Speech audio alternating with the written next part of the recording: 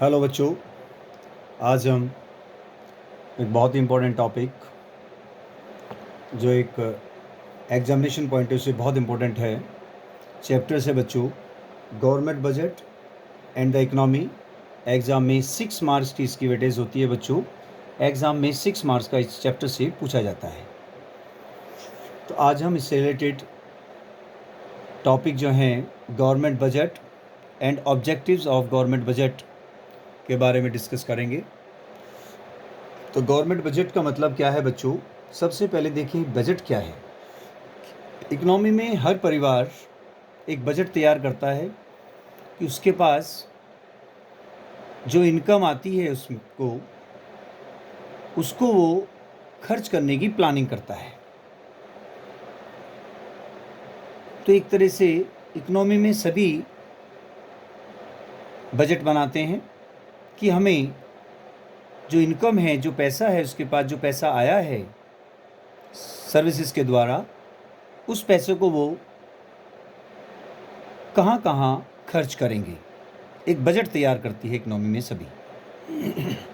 इसी प्रकार से गवर्नमेंट भी हर साल जो है एक बजट तैयार करती हैं, जिसे कहा जाता है बच्चों government budget.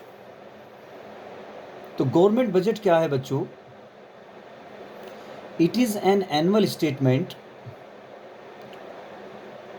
showing item wise estimates of receipt and expenditures during a fiscal year, जो फिजिकल ईयर होती है बच्चों फ्रॉम 1 अप्रैल टू 31 मार्च। कि गवर्नमेंट बजट एक एनुअल स्टेटमेंट है जो शो करता है item wise estimates of receipt, कि सरकार के पास कि जो रिसिप्ट आने वाली हैं, जो पैसा आने वाला है सरकार के पास, वो कहाँ से आता है और फिर उस पैसे को वो कहाँ पर खर्च करेंगी ड्यूरिंग ए फिजिकल ईयर।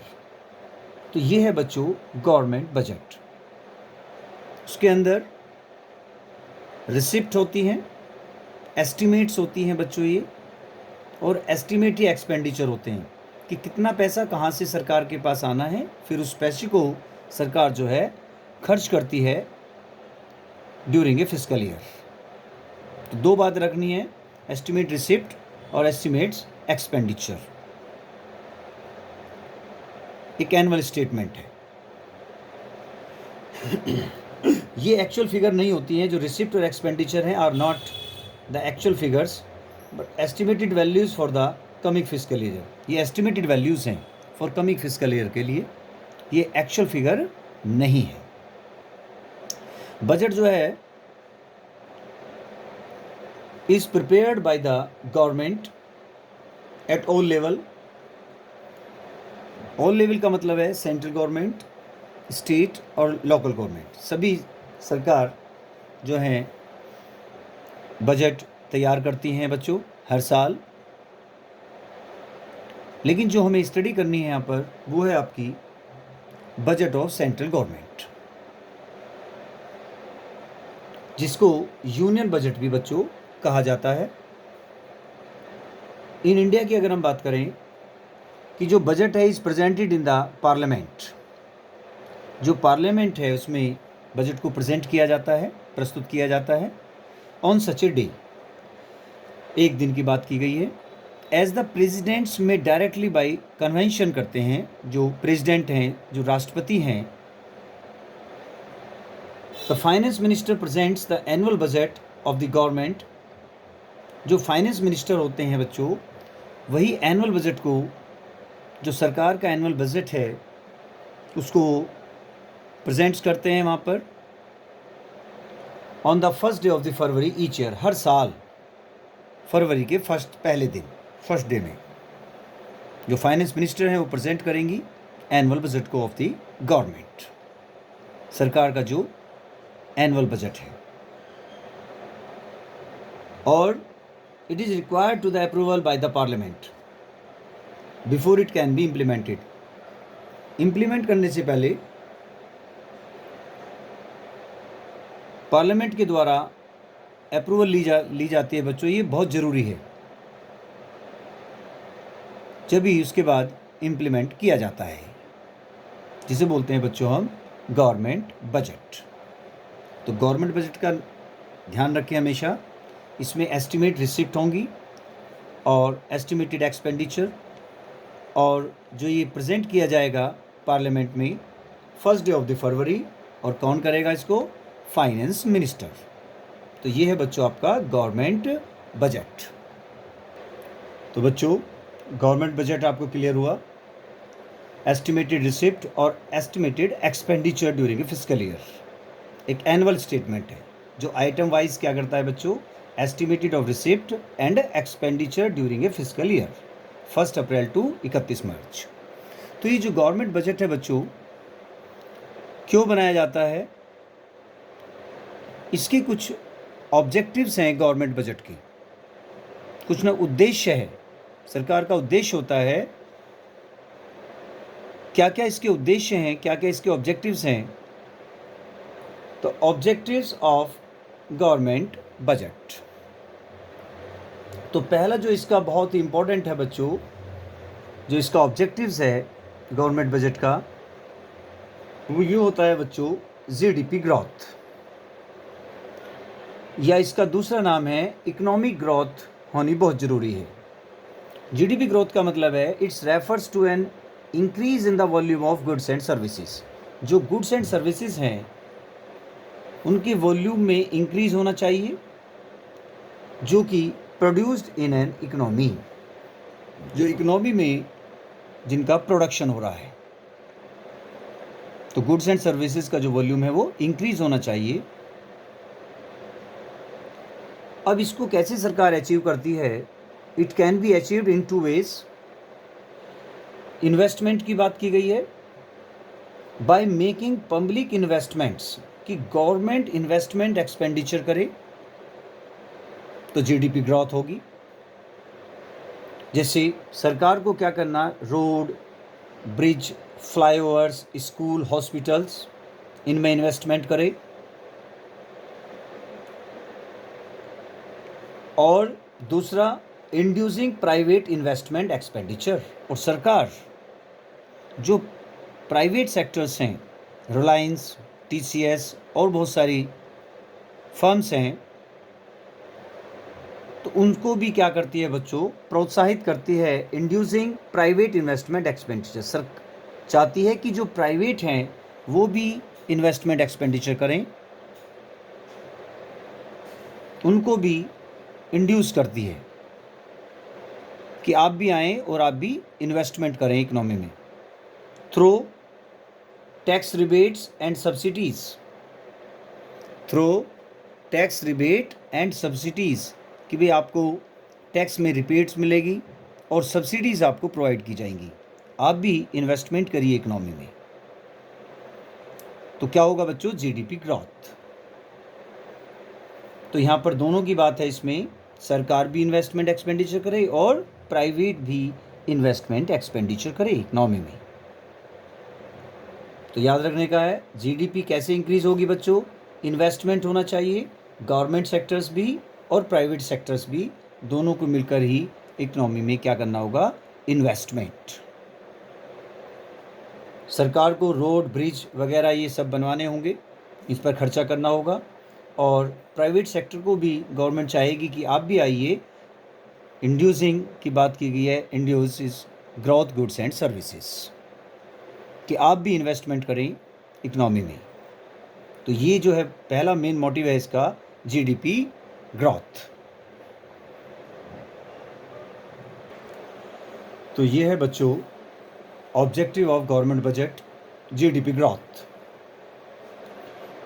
इसके बाद दूसरा जो ऑब्जेक्टिव है बच्चों, ये बहुत इंपॉर्टेंट है एग्जामिनेशन पॉइंट ऑफ व्यू से, मोस्ट इम्पॉर्टेंट, अधिकतर एग्जाम में पूछा जाता है। ये है एलोकेशन ऑफ रिसोर्सेज, या हम कह सकते हैं री एलोकेशन ऑफ रिसोर्सेज। अब जो रिसोर्सेज हैं, जो सरकार के पास जो रिसोर्सेज हैं, उनको एलोकेशन करना है, री एलोकेशन ऑफ रिसोर्सेज करना है। सरकार के पास जो रिसोर्सेज हैं 2 तरीके से कर सकती है, या तो प्रॉफिट कमाने के लिए या सोशल वेलफेयर के लिए। अगर सारे रिसोर्सेज प्रॉफिट के लिए ही खर्च कर दें, होटल बनाना है, अल्कोहल है, तंबाकू है, तो यहाँ से सरकार को प्रॉफिट होगा, लेकिन वेलफेयर नहीं हो रहा है, सोशल वेलफेयर नहीं हो रहा है। अगर सरकार जो भी रिसोर्सेज हैं उसके पास रीएलोकेट करना है, स्कूल, रोड, हॉस्पिटल्स, इन पर खर्च करे तो सोशल वेलफेयर होगा, लेकिन प्रॉफिट नहीं होगा सरकार को। तो सरकार को क्या करना पड़ता है, बैलेंस लेके चलना पड़ता है कि प्रॉफिट मैक्सिमम भी होना चाहिए और सोशल वेलफेयर भी होना चाहिए। तो इसे बोलते हैं बच्चों हम एलोकेशन ऑफ रिसोर्सेज, कि जो रिसोर्सेज हैं उनको किस प्रकार से उसको खर्च करना है कि प्रॉफिट भी हो, मेन मोटिव उसका प्रॉफिट भी है और सोशल वेलफेयर भी होना चाहिए, इसलिए बैलेंस लेकर चलना पड़ेगा, profit maximum and social welfare. तो एलोकेशन रिसोर्सेज क्या होता है, थ्रू द बजटरी पॉलिसी, कि जो बजट की पॉलिसी है, द गवर्नमेंट एम, जो गवर्नमेंट का उद्देश्य है, to reallocate the resources with profit maximisation, मतलब इकोनॉमिक, एंड पब्लिक वेलफेयर, मतलब social priorities of the country. Profit maximisation भी होना चाहिए और पब्लिक का वेलफेयर भी होना चाहिए। ये उसका मेन ऑब्जेक्टिव है सरकार का, रीएलोकेट रिसोर्सेज करती है वो, प्रायोरिटीज ऑफ द कंट्री, अर्थात बैलेंस लेके चलना पड़ेगा, प्रॉफिट मैक्सिमम और सोशल वेलफेयर। तो कैसे करेगी बच्चों, उसके पास दो पॉलिसीज़ हैं, टैक्सेशन पॉलिसी और दूसरी है एक्सपेंडिचर पॉलिसी। टैक्सेशन पॉलिसीज़ और सब्सिडी की अगर हम बात करें तो टैक्सेशन पॉलिसीज़ में क्या करेगी, या तो हैवी टैक्स हो या टैक्स कंसेशन हो, और सब्सिडीज़ प्रोवाइड कर सकती है। तो सरकार क्या करती है इसमें कि गवर्नमेंट डिस्करेज द प्रोडक्शन, यहाँ पर डिस्करेज कर रही है, जो प्रोडक्शन हो रहा है उसको डिस्करेज कर रही है, ऑफ हार्मफुल कंजप्शन गुड्स, जो हानिकारक जो कंजप्शन गुड्स हैं, लाइक लिक्विड, अल्कोहल, सिगरेट्स, तंबाकू, इन पर क्या करेगी सरकार, हैवी टैक्स लगाएगी थ्रू हैवी टैक्सेस, चूँकि ये हानिकारक हैं, हार्मफुल है कंजप्शन गुड्स।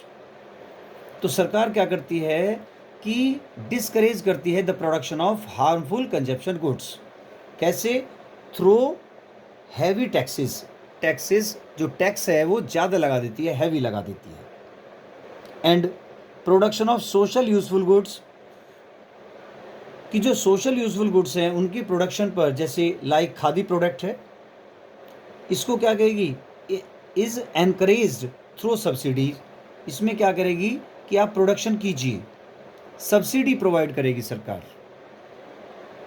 तो ये है बच्चों इसकी टैक्सेशन पॉलिसी एंड सब्सिडी, कि जो हार्मफुल कंजप्शन गुड्स है उन पर हैवी टैक्स लगाओ, और जो सोशल यूजफुल गुड्स हैं जैसे खादी प्रोडक्ट है, तो सरकार इसको क्या कहती है, एनकरेज करती है थ्रू सब्सिडीज।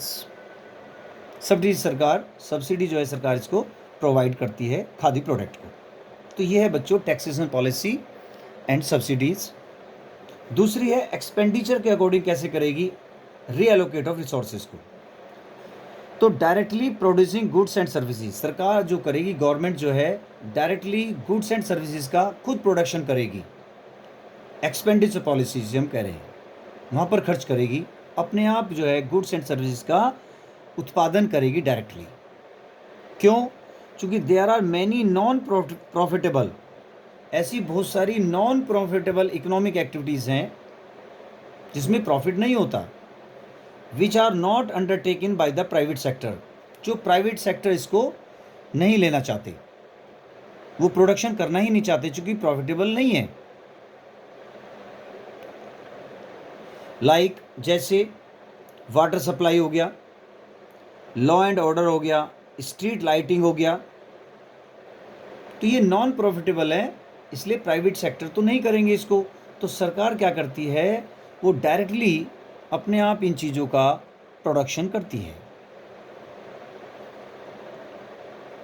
जिन्हें हम कहते हैं बच्चों, जो ये वाटर सप्लाई है, लॉ एंड ऑर्डर है, स्ट्रीट लाइटिंग है, ये होते हैं पब्लिक गुड्स होते हैं। पब्लिक गुड्स का मतलब है कि जैसे रोड है, रोड को सरकार ने बनवाया, आप उस पर चल रहे हैं, तो किसी दूसरे को भी मना नहीं है, सभी चल सकते हैं उस पर, अपना काम कर सकते हैं, तो ये पब्लिक गुड्स है। अर्थात हम ये कह सकते हैं कि जो आपको खुशी मिल रही है उस पर चलने की, जो प्रॉफिट हो रहा है आपको, आप जा रहे हैं उस पर, तो दूसरों को भी, सबको अधिकार है कि वो भी प्रॉफिट प्राप्त करें। इसका मतलब सबके लिए छूट है। तो ये हैं आपके public goods. Therefore government can directly produce, तो सरकार क्या करती है, इनको डायरेक्टली प्रोड्यूस करती है this goods and services in public interest in order to create social welfare. इससे क्या होता है, सोशल वेलफेयर होता है। जैसे लॉ एंड ऑर्डर है, लॉ एंड ऑर्डर, सरकार इस पर ज़्यादा खर्च करती है। इसका मतलब जब ज़्यादा इस पर सरकार खर्च करेगी, एक्सपेंडिचर पॉलिसी लगाएगी, तो इसका मतलब जो पीपल की जो सिक्योरिटी है वो बढ़ जाती है। इसका मतलब ये है कि वेलफेयर हो रहा है पीपल का। तो ये है बच्चों आपका रीएलोकेशन ऑफ रिसोर्सेज। तो दो याद रखें इसमें, टैक्सेशन और एक्सपेंडिचर पॉलिसी, टैक्सेशन पॉलिसी और एक्सपेंडिचर पॉलिसी। ओके, अगला ऑब्जेक्टिव है बच्चों, ये भी बहुत इंपॉर्टेंट है एग्जामिनेशन पॉइंट ऑफ व्यू से, reducing inequalities in income and wealth, या इसको redistribution of income and wealth भी कहा जाता है।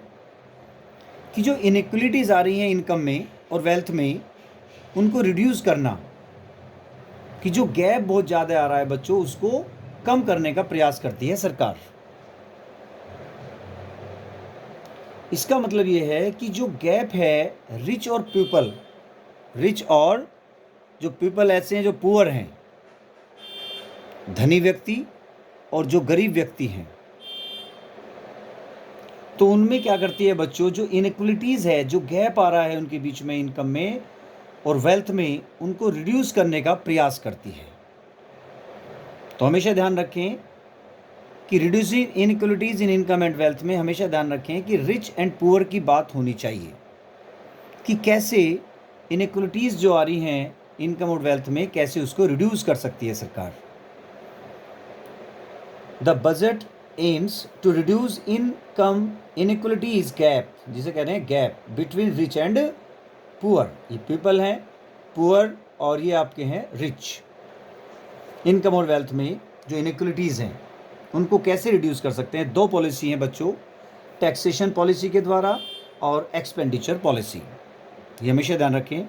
टैक्सेशन पॉलिसी में क्या करेगी सरकार, the government imposes high taxes, ज़्यादा टैक्स इम्पोज करेगी ऑन रिच सेक्शन, जो धनी वर्ग है, जो रिच सेक्शन है ऑफ द सोसाइटी का, उन पर हाई टैक्स इम्पोज करेगी, and spending more on welfare of the poor,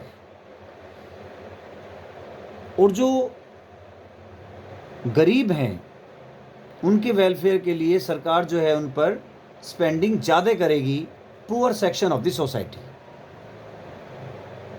जो सोसाइटी में जो पुअर सेक्शन है, वेलफेयर के लिए सरकार उन पर ज़्यादा खर्च करेगी, एक्सपेंडिचर करेगी। एंड लाइक वेरियस स्कीम्स आ रही हैं, जैसे old age pension, unemployment allowances. तो इससे क्या होगा, it will reduce income of rich and raise standard of living of the poor. इससे क्या होगा बच्चों, जो इनकम है रिच की वो रिड्यूस हो जाएगी, और जो स्टैंडर्ड है, जो गरीब का जो रहने का जो स्टैंडर्ड है, वो रेज होगा, बढ़ेगा उसका। यहाँ पर समझ सकते हैं, जैसे रिच हैं और ये पुअर हैं, रिच ज़्यादा इनकम जनरेट कर रहे हैं और पुअर जो है कम कर रहे हैं बच्चों, देखिए। तो यहाँ पर क्या करेगी, जब टैक्सेस उन्होंने हाई लगाएगी इन पे, रिच पर, तो जो इनकी इनकम ये चल रही थी ऊपर, अब वो उनकी कम हो जाएगी, कम होने से क्या होगा बच्चों कि जो यहाँ से पैसा सरकार के पास आया है वो अब कहाँ चला जाएगा?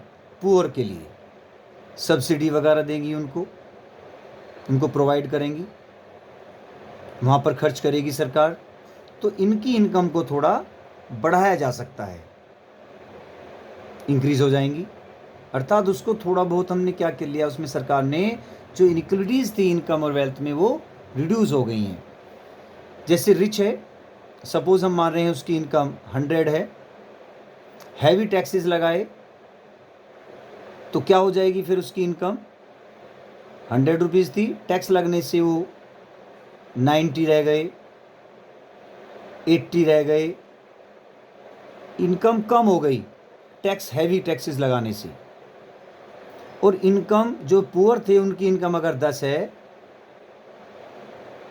तो जो यहाँ से पैसा आया सरकार के पास कम हुआ, टैक्स लगाने के पास सरकार के पास पैसा गया, 20 रुपये कम हो गए, तो ये पैसा आपका पुअर को चला जाएगा, वहाँ पर खर्च करेगी सरकार।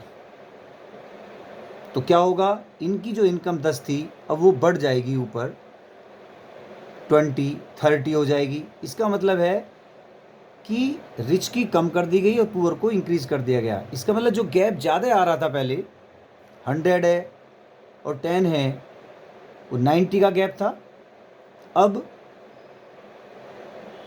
80 और 30 हो गए, तो गैप को कम कर दिया गया, 50 रह गया।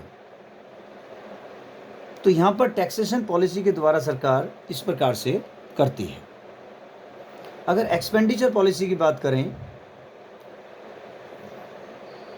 ट्रांसफर पेमेंट एंड सब्सिडीज,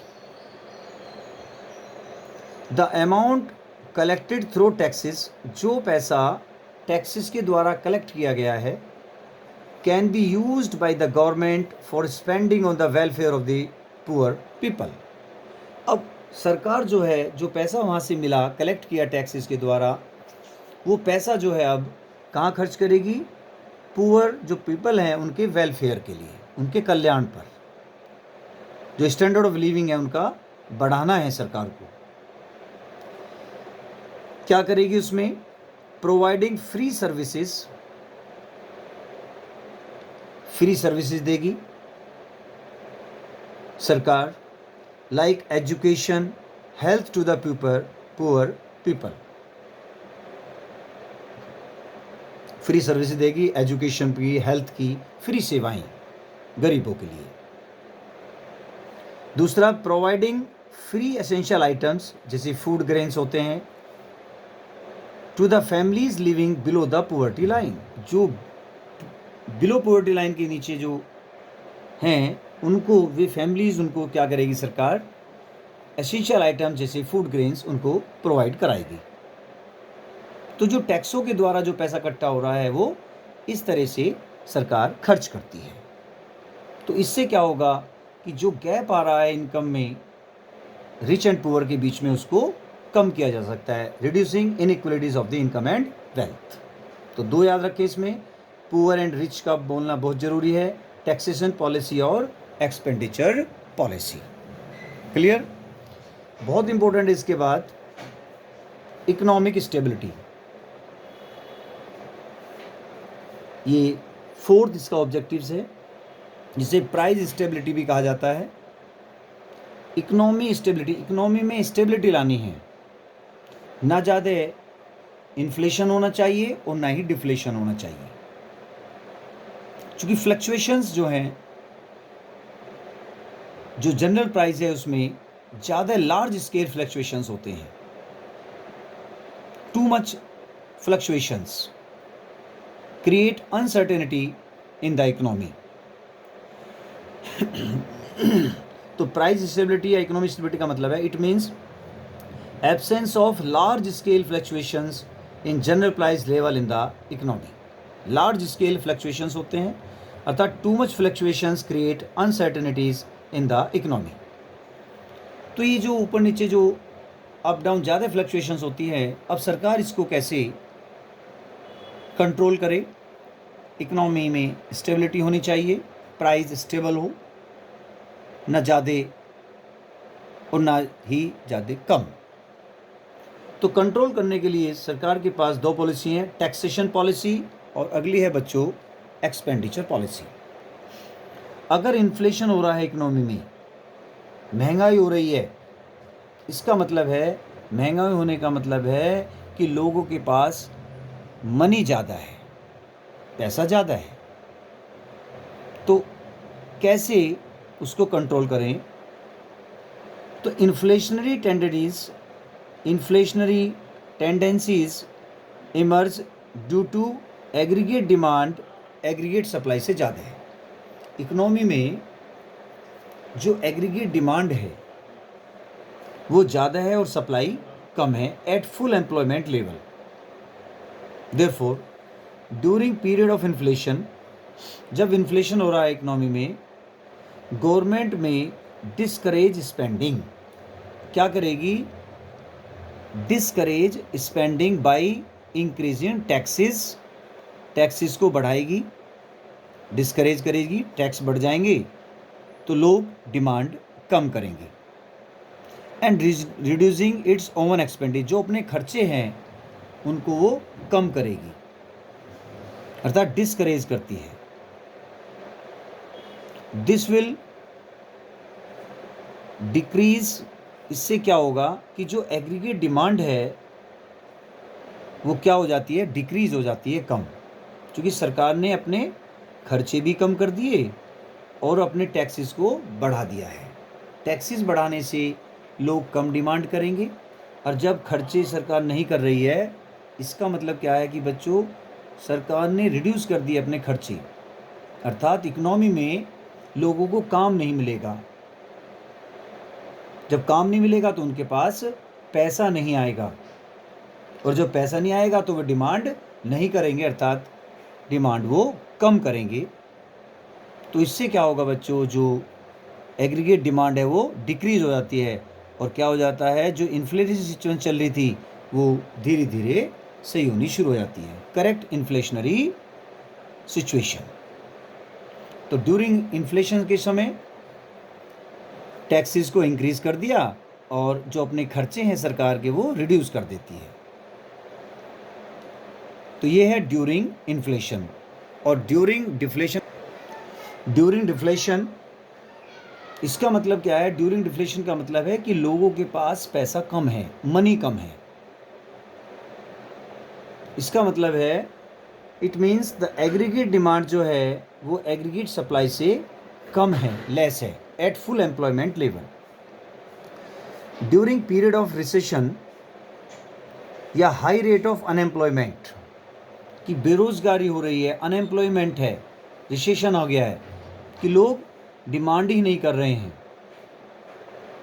तो इस केस में सरकार क्या करेगी? Government can reduce taxes to encourage, अपने जो टैक्सेस हैं उनको कम कर देगी, जिससे लोग डिमांड ज़्यादा करेंगे।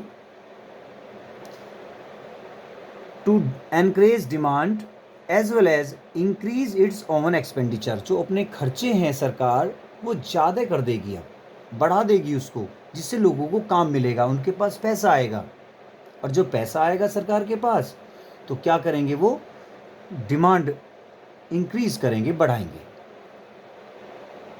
गवर्नमेंट कैन आल्सो भी यूज सब्सिडीज का प्रयोग भी कर सकती है उसको, to encourage spending by the people, जिससे वो क्या करें बच्चों कि सरकार जो क्या करेगी, सब्सिडीज उनको दे सकती है, जिससे एनकरेज स्पेंडिंग, पीपल की जो खर्च करने की जो कैपेसिटी है वो बढ़ जाए, कि भाई वो जिससे डिमांड को बढ़ाएं, इसलिए उनको सब्सिडी प्रोवाइड कराई जाएगी। It will increase the personal disposable income, इससे क्या होगा? जो उनकी पर्सनल डिस्पोजेबल इनकम है वो क्या हो जाती है? इंक्रीज हो जाती है, ऑफ पीपल, उनकी जो है जो पर्सनल डिस्पोजेबल इनकम है वो पीपल की वो बढ़ जाती है। एंड दस will rise the level of aggregate demand, इससे क्या होगा? वो डिमांड को इंक्रीज कर देंगे, बढ़ा देंगे, टू करेक्ट क्या हो जाएगा उससे? Deflationary situation in the economy. तो धीरे धीरे क्या हो जाएगा? डिमांड बढ़ रही है, इसका मतलब है कि जो इकोनॉमिक स्टेबिलिटी है वो शुरू हो गई है कि इकोनॉमी में स्टेबिलिटी आएगी, क्योंकि डिमांड इंक्रीज कर दी। तो यहाँ पर आप समझ सकते हैं इन्फ्लेशनरी गैप होता है, डिफ्लेशनरी गैप। इसका मतलब, इन्फ्लेशन गैप का मतलब है एक्सेस डिमांड है, कि लोग ज़्यादा डिमांड कर रहे हैं, इसका मतलब मनी ज़्यादा है लोगों के पास। डिफ्लेशनरी में डेफिशिएंट डिमांड है, इसका मतलब मनी उनके पास कम है, कम डिमांड कर रहे हैं। तो सरकार क्या करेगी, जो फिस्कल पॉलिसीज़ में आते हैं गवर्नमेंट एक्सपेंडिचर और टैक्सेस, तो गवर्नमेंट एक्सपेंडिचर है उनको कम कर दो जी, रिड्यूस कर दिए अपने ओन एक्सपेंडिचर, और टैक्सेस को क्या कर दे, वो इंक्रीज। डिफ्लेशनरी के समय में क्या करेगी, जो गवर्नमेंट एक्सपेंडिचर है उनको क्या करे, ज़्यादा, और जो टैक्सेस हैं उनको कम कर दे। तो क्या हो जाएगी बच्चों, स्टेबिलिटी हो जाती है, इकोनॉमी में स्टेबिलिटी हो जाएगी, उसका प्रयास किया गया है। तो सरकार के पास कंट्रोल करने की दो पॉलिसी हैं, टैक्सेशन पॉलिसी और एक्सपेंडिचर पॉलिसी। अगला जो ऑब्जेक्टिव्स है बच्चों, the management of public enterprises. अब उनको कैसे मैनेज करती है जो पब्लिक एंटरप्राइजेस है, ये भी उसका एक उद्देश्य है। गवर्नमेंट बजट में सब ये इन पर ध्यान दिया जाता है, इन चीज़ों पर, इसलिए गवर्नमेंट बजट बनाया जाता है। कहाँ किस पर कितना खर्च कर रहा है, सारी जो इन्फॉर्मेशन है वो गवर्नमेंट बजट में होती है। तो मैनेजमेंट ऑफ पब्लिक एंटरप्राइजेस को कैसे मैनेज करेंगी, there are large number of public sectors industries. ज़्यादा संख्या में बहुत सारी पब्लिक सेक्टर इंडस्ट्रीज़ हैं, specially natural monopolies. Natural monopolies का मतलब क्या है, it exist when a single firm can produce goods and services at a cost which is lower than of many firms. नेचुरल मोनोपोलीज का मतलब है कि जब एक single firm goods and services का प्रोडक्शन करती है एट ए कॉस्ट पर, कीमत पर, वो जो कीमत है वो लोअर होती है, कम होती है देन अदर मैनी फर्म्स की अपेक्षा। तो गवर्नमेंट क्या करता है, इसको ऑपरेट्स, मैनेज करना, कंट्रोल करना नेचुरल मोनोपोलीज को, ये सरकार करती है, गवर्नमेंट। जैसे लाइक रेलवे है, पोस्ट ऑफिस है, ये क्या करते हैं, प्रमोट पब्लिक वेलफेयर। तो ये है आपकी नेचुरल मोनोपोलीज। तो specially natural monopolies where which are established and managed of social welfare of the public, जो कि क्या करती हैं, मैनेज करती हैं social welfare of the public. Budget is prepared with the objectives of making various provisions for managing such enterprises and providing them। तो इस प्रकार से मैनेजमेंट ऑफ पब्लिक एंटरप्राइज का किया जाता है। जैसे रेलवे है, पोस्ट ऑफिस है, तो ये इसका पांचवा ऑब्जेक्टिव्स है, the management of public enterprises. तो ये सब बजट में पहले क्लियर होता है कि कैसे कैसे हमें मैनेज करना है। सब बजट में, जो गवर्नमेंट बजट बनाया जाता है उसमें सब क्लियर होता है कि हमें क्या क्या करना है, कितना पैसा किस में खर्च करना है। ओके, नेक्स्ट ऑब्जेक्टिव है बच्चों, रिड्यूसिंग रीजनल डिस्पैरिटीज़। कि जो डिस्पैरिटीज़ हैं रीजनल में, क्षेत्र में, उनको रिड्यूस करना, ये भी सरकारी बजट में बड़ा ध्यान रखा जाता है इन बातों का। कैसे किया जाता है बच्चों, ये भी एक ऑब्जेक्टिव है। द गवर्नमेंट बजट एम, सरकारी जो बजट है उसका जो उद्देश्य है, to reduce regional disparities through its taxation and expenditure policy के द्वारा, for encouraging setting up of producing units, जो प्रोडक्शन यूनिट्स हैं इन इकोनॉमिकली बैकवर्ड रीजन में। तो गवर्नमेंट का जो मेन ऑब्जेक्टिव्स है, रिड्यूसिंग रीजनल डिस्पैरिटीज़, क्या उद्देश्य है इसका, कि जो रिड्यूस करती है regional disparities through its taxation policy and expenditure policy for encouraging setting up of production units. उनको सेटअप कीजिए आप कहाँ पर, इकोनॉमिकल बैकवर्ड जो रीजन्स है वहाँ पर उनको सेटअप कीजिए।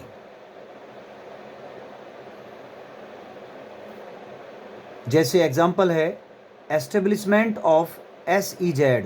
SEZ का मतलब है special economic zone in backward region में for promoting their economic development. तो जो एस्टेब्लिशमेंट है स्पेशल इकोनॉमिक जोन का बैकवर्ड रीजन में क्यों है, क्योंकि वहाँ पर प्रमोट करना है इकोनॉमिक डेवलपमेंट। तो इससे सरकार कैसे रिड्यूस रीजनल डिस्पैरिटीज कर रही है कि भाई बैकवर्ड जो रीजन है वहाँ पर आप क्या करें, एस्टेब्लिशमेंट करिए जिससे इकोनॉमिक का डेवलपमेंट हो। अब वहाँ पर फैक्ट्रीज लगाइए।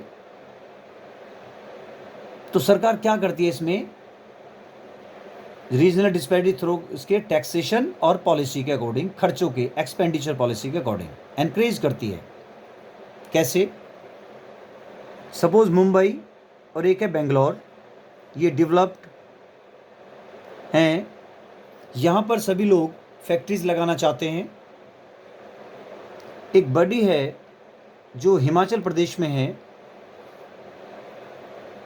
एक विलेज है बड़ी, टाउन कह सकते हैं आप इसको, वहाँ पर सरकार ने स्पेशल कहा है, स्पेशल इकोनॉमिक जोन है कि जो यहाँ पर फैक्ट्रीज लगाएंगे उनको सब्सिडीज 5 करोड़ रुपए मिलेगी भाई, और टैक्स जो होगा वो 0%। और जो डेवलप्ड हैं कि जो यहाँ पर फैक्ट्रीज लगा रहे हैं उन पर टैक्स 30% लिया जाएगा। टैक्सेशन पॉलिसी लग गई, टैक्स 30%, और सब्सिडी आपको 0 मिलेगी, सब्सिडी आपको नहीं दी जाएगी। यहाँ पर सब्सिडी 5 करोड़ रुपए है, टैक्स 0 है, तो आप कहाँ पर लगाना चाहेंगे, आप यहाँ पर लगाएं चूँकि आपको सब्सिडी मिल रही है। तो ये पॉलिसी सरकार लेके आती है जिससे रीजनल जो डिस्पैरिटीज चल रही हैं उनको रिड्यूस किया जा सकता है। तो कौन से हैं, SEZ स्पेशल इकोनॉमिक जोन। तो 2 हैं इसमें, टैक्सेशन पॉलिसी और एक है आपकी एक्सपेंडिचर पॉलिसी। किसके लिए करती है ये, क्योंकि जो रीजनल डिस्पैरिटीज आ रही हैं उनको दूर किया जा सकता है टैक्सेशन और एक्सपेंडिचर पॉलिसी के द्वारा, for encouraging setting up production unit in the economical backward regions में। आप इसको प्रोडक्शन यूनिट लगाइए आप। तो ये इंपॉर्टेंट है, पूछ लेते हैं SEZ क्या है, स्पेशल इकोनॉमिक जोन। तो ये है आपका 6 ऑब्जेक्टिव्स है गवर्नमेंट बजट का। लास्ट है बच्चों एम्प्लॉयमेंट जनरेशन। ये भी ध्यान रखती है सरकार कि जो है एम्प्लॉयमेंट वो जनरेशन पे भी ध्यान देती है, तरह तरह की स्कीम लाती है सरकार, उन पे खर्चा करती है। ये सब गवर्नमेंट बजट में होता है। Employment generation, investment in the infrastructure. सरकार क्या करती है, इन्वेस्टमेंट करती है इंफ्रास्ट्रक्चरल्स प्रोजेक्ट्स लाइक, जैसे कंस्ट्रक्शन ऑफ फ्लाईओवर्स, ब्रिज बनाया, एक्सपेंशन ऑफ रोड्स, रोड का एक्सपेंशन किया, creates jobs for different sectors of the workforce, जिससे कि जॉब क्रिएट हों फॉर डिफरेंट सेक्शंस में ऑफ द वर्कफोर्स। जो वर्कफोर्स है हमारी उनको जॉब्स मिले, बहुत सारे सेक्टर्स हैं। इन रूरल और अर्बन एरियाज में government aim to provide jobs, rural हो गांवों की बात की है, अर्बन शहरों की बात करी है, कोई भी एरियाज हो, government aim to provide jobs through various employment generation. बहुत सारी स्कीम लगा आती है, जैसे मनरेगा है, PMRY है, रोजगार योजना है, प्राइम मिनिस्टर रोजगार योजना, मनरेगा है, लोगों को काम दिया गया, रोजगार दिया गया इनमें। ऐसी ऐसी स्कीम्स लेके आती है सरकार। तो ये है आपका एम्प्लॉयमेंट जनरेशन, जो ऑब्जेक्टिव है गवर्नमेंट बजट का। तो ये बहुत इंपॉर्टेंट है एग्जामिनेशन पॉइंट ऑफ से। जैसे जीडीपी ग्रोथ, ये ऑब्जेक्टिव बहुत इंपॉर्टेंट है। एलोकेशन ऑफ रिसोर्सेज, ये बहुत इंपॉर्टेंट है। Reducing inequalities in income and wealth, very important. और एक है आपका इकोनॉमिक स्टेबिलिटी। ये चार जो बहुत इंपॉर्टेंट है एग्जामिनेशन पॉइंट ऑफ व्यू से। इनको करें बच्चे, याद करें, ध्यान से इनको करते रहें, और सभी बच्चे अपना ध्यान रखें, रिवाइज ज़रूर करें। ओके बच्चों, टेक केयर, थैंक यू।